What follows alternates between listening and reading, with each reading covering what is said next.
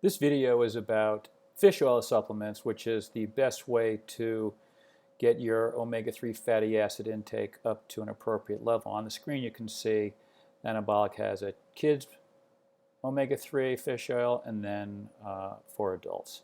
So when we start thinking about omega-6s and 3s, it's important to understand that we consume way too much omega-6 fatty acids. So this is a table that illustrates healthy oils from the perspective of omega-6, omega-3, unhealthy oils.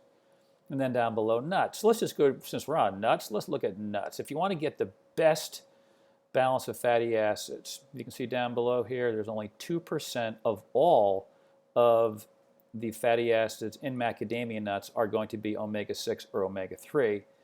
So this is a great nut to avoid loading up on omega-6s. Now you can see the most commonly used seed oils that are inappropriately called vegetable oils, even though peanut and soybean are actually legume oils, right? So you got your legume oils here, you got your seed oils here. Look at the concentration of omega-6 fatty acids relative to monounsaturated and your saturated fatty acids.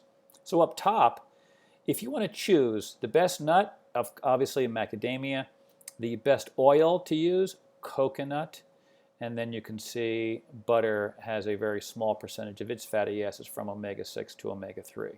So these would be the best: butter, coconut, and then for nuts, macadamia. It doesn't mean you can't eat the others, but these are just the best.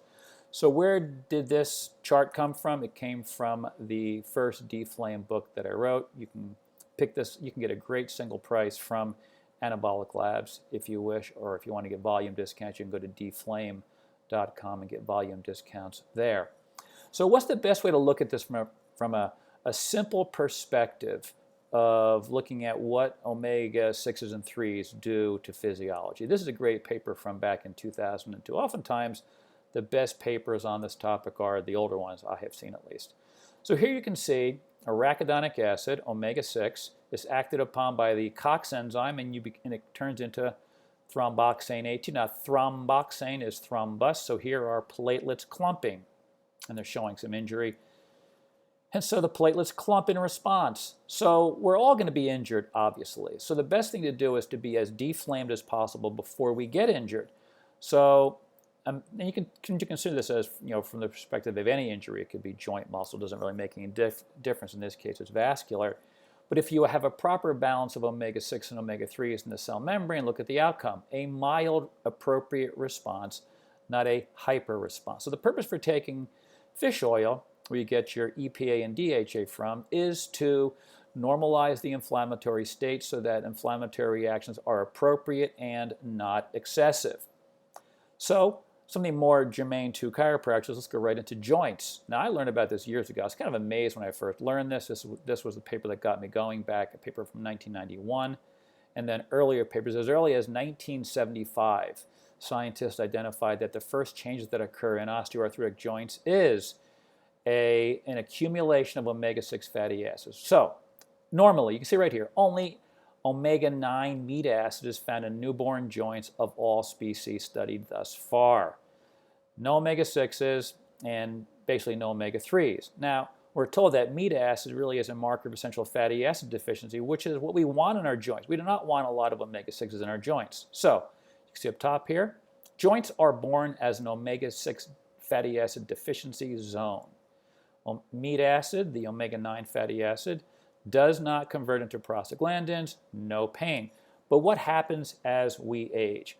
Well, as we age, we load up on the omega-6s in our diet, and we load up our joints with omega-6 fatty acids. They drive prostaglandin production. Plus, the reason why I had this image here, and this is an image from a more recent book, what happens actually is that in the joint cartilage where the chondrocytes live, they live in lacunae, as they are called, and then they die during the flame. What kind of flame drives the damage to our joints? Well, these are the foods here: white bread, deep fried, calories, sugary foods over here. These guys create low-grade degradative changes in your joints over time.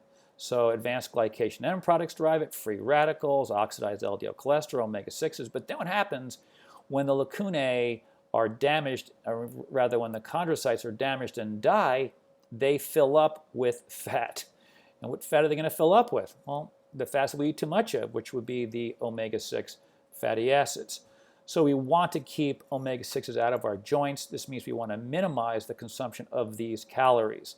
So when we supplement with omega-3s, we get a whole diverse array of effects. This is, remember I said earlier in the video that some of the best papers are early on. This is Artemis Simopoulos' great paper from back in 1999. You can see on the left side the inflammatory factor, or the potentially inflammatory factor, and then on the right side you can see the omega-3 effect.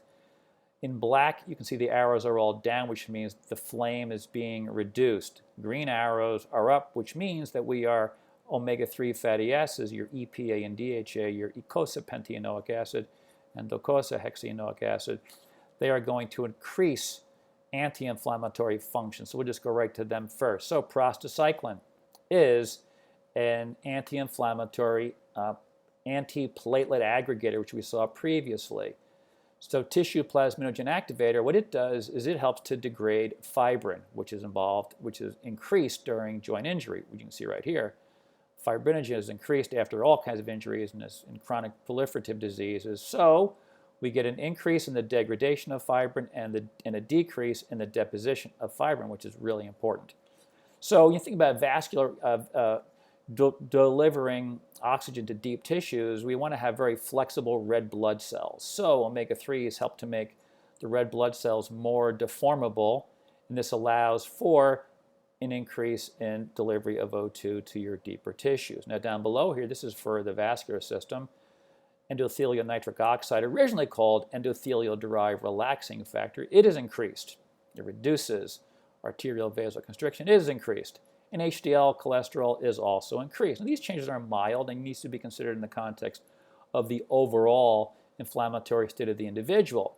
So the key, of course, is to reduce the intake of your refined omega-6 oils from the oils discussed previously, the modern foods, the industrialized foods, the deep-fried foods, the packaged foods that contain an excess of corn oil, sunflower, safflower, cottonseed, peanut, and soybean oil. They're all inflammatory over time as they become incorporated into body tissues.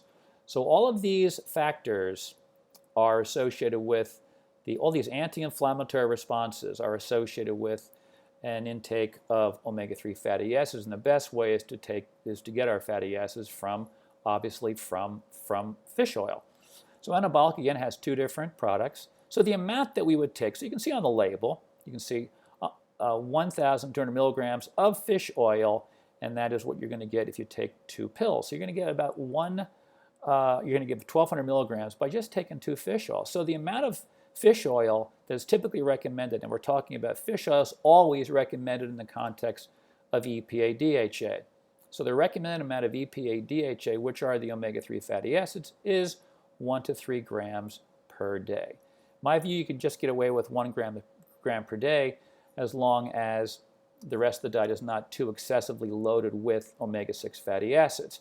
So one of the interesting things, this is a link to, this image is a link, or is, you can get this PDF or the hard copy if you call Anabolic for it or your rep, and you can go online. I'll put the link below to download the PDF of this image. I discussed this in the first video I put up on Anabolic's new YouTube channel, and it's about the manufacturing process. So with fish oil, there's a concern about it going rancid, and so what Anabolic does is a very detailed assessment to ensure that that is not the case.